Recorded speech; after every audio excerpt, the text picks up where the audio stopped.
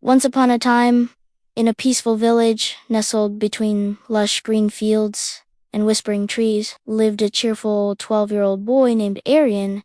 He was known for his bright smile, clever ideas, and boundless energy. But Aryan had one little problem.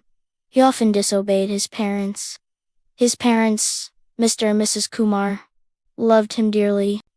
His father was a hardworking farmer, and his mother a kind-hearted homemaker.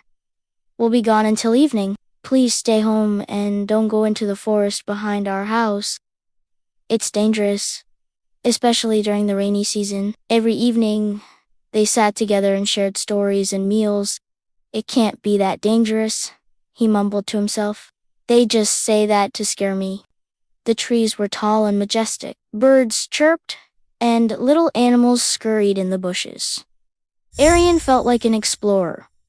"See? Nothing to worry about," he said proudly. Aryan's parents would often remind him gently, "Beta, always obey your parents.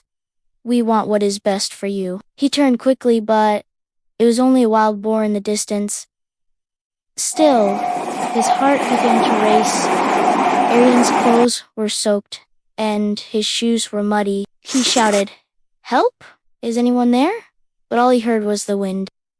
Panic set in. They searched the village, asked neighbors, and finally gathered a search party to go into the forest.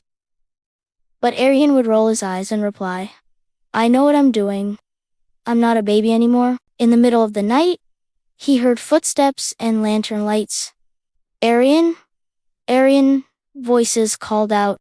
"Thank God you're safe, son." One day, Aryan's father said, "Aryan, we are going to the nearby town to sell some crops." Aryan nodded, but he wasn't really listening.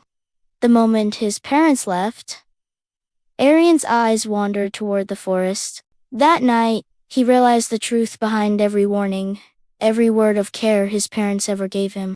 Unable to resist the pull of adventure, Aryan packed a small bag of snacks, grabbed a stick for fun, and ran into the forest. "Beta, why didn't you listen to us?" His parents were happier than ever, and Aryan found that life became easier, safer, and more joyful. As he ventured deeper, the trees grew denser, and the sunlight began to fade. Soon, he heard a strange growl. What they say may sometimes feel boring, strict, or unnecessary, but behind every instruction lies a world of love, protection, and wisdom. "I promise I'll always listen to you from now on." His stomach growled. He thought of his mother's warm food, his father's laugh, and the safe home he had left behind. "I should go back," he whispered. But when he turned around, he realized he didn't remember the way back. Lost and afraid, rain started to pour, making the forest path slippery. Cold, wet, and shivering, Aryan found a hollow tree and curled up inside. "I should have listened," he cried softly. "I should have obeyed." Back home, Mr. and Mrs. Kumar returned in the evening to find Aryan missing. Aryan, meanwhile, had fallen asleep inside the tree. He jumped up and cried, "Here, I'm here." Within moments, his father appeared and hugged him tightly, tears running down his cheeks. His mother wrapped a shawl around him and kissed his forehead. Aryan broke into tears. "I was wrong, Amma. I thought I knew better." Back home, Aryan warmed up, had a hot meal, and snuggled in his cozy bed. From that day forward, Aryan was no longer disobedient. He listened, he respected, and he obeyed. Moral of the story: always obey your parents. They are your first teachers, your guardians, and your greatest